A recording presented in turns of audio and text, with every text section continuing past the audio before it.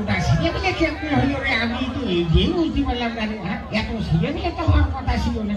হ্যাঁ, তাহলে চিন্তা করো,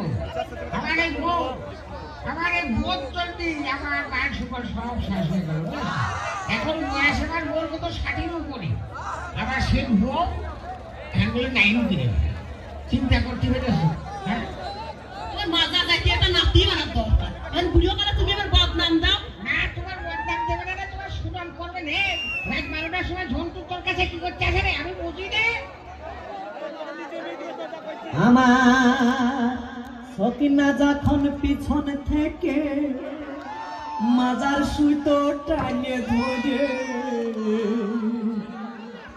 আমার সকিনা যখন পিছন থেকে মাজার সুতো টাঙে ধরে, জোড়া পায়ে লাথি দেয় ছিড়া যায়, ওর প্যান্টটা ছিড়া যায়।